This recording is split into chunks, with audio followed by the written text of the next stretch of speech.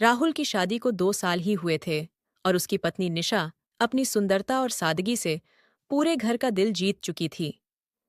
निशा का स्वभाव शांत था, लेकिन उसके दिल के अंदर भी कुछ अधूरे अरमान दबे हुए थे, जिन्हें कभी उसने किसी के सामने नहीं रखा था।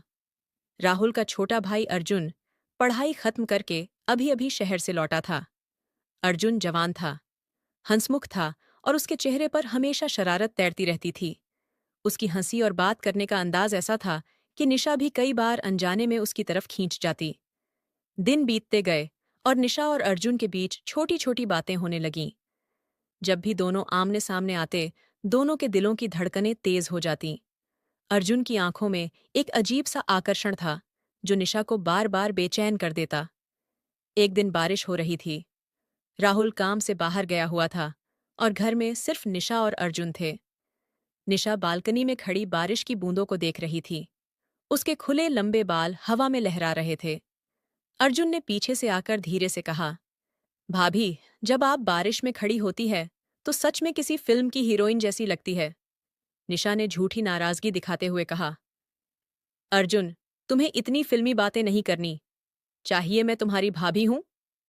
अर्जुन मुस्कुराया और बोला, भाभी होना एक रिश्ता है, लेकिन इंसान भी तो हो आप।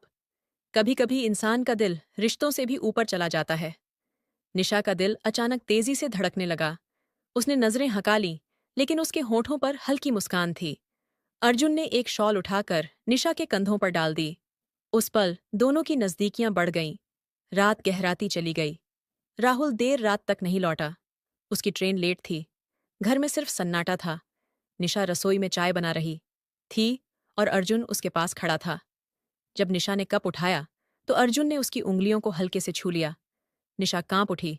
उसने धीरे से कहा, अर्जुन, ये सही नहीं ऐत। अर्जुन ने उसकी आंखों में गहराई से देखते हुए जवाब दिया, गलत तभी होता ए है जब दिल मना करे। आपकी आंखें तो कुछ और ही कह रही हैं। भाभी, निशा की सांसें तेज हो गईं। उसके चेहरे पर शर्म और चाहत दोनों साफ झलक रहे थे। अर्जुन ने उसका हाथ पकड़ लिया। निशा ने हाथ छुड़ाना चाहा, लेकिन उसकी हिम्मत जवाब दे गई। उसकी आंखें अर्जुन की आंखों में खो गईं। बरसात की तेज बूंदें खिड़की से टकरा रही थीं और कमरे में बस उनकी धड़कनों की आवाज थी। उस रात दोनों ने अपनी चाहतों को खुलकर महसूस किया। निशा ने पहली बार खुद को औरत की तरह चाहा गया पाया। अर्जुन ने अपने मन की बात कह दी कि वह हमेशा से निशा को पसंद करता था, बस कभी कह नहीं पाया। निशा ने भी अपने दिल की खामोशियों को आज आवाज दी। उनके बीच की दूरियां मिट गईं और दोनों के दिल एक हो गए। अगली सुबह राहुल घर लौट आया। निशा अपने कामों में व्यस्त हो गई और अर्जुन भी सामान्य दिखाई देने लगा। लेकिन अब दोनों के दिलों में एक ऐसा राज था जिसे वे किसी के सामने नहीं कह सकते थे। जब भी उनकी नजरें मिलती, दोनों को वही रात याद आ जाती। दिन गुजरते गए। अर्जुन और निशा अब खुलकर कुछ नहीं कहते थे, लेकिन उनकी आंखें सब कुछ बयां कर देती थीं। कभी रसोई में अचानक छू जाना, कभी छत पर कपड़े सुखाते समय नजरें मिलना और कभी घर वालों की भीड़ में चुपचाप एक दूसरे को देख लेना। ये सब पल उनके लिए अनमोल बन गए। उनका रिश्ता अब शब्दों से परे था। समय ने करवट बदली और अर्जुन की नौकरी शहर में लग गई। उसे जाना पड़ा। विदाई के वक्त अर्जुन ने निशा की आंखों में गहराई से देखा और धीमे स्वर में बोला, भाभी, कुछ रिश्ते दुनिया के लिए नहीं होते, वह सिर्फ दिल में जिए जाते हैं। निशा की आंखें भर आईं, लेकिन उसने मुस्कुराते हुए कहा, हाँ अर्जुन, यह रिश्ता हमेशा मेरे दिल में जिंदा रहेगा।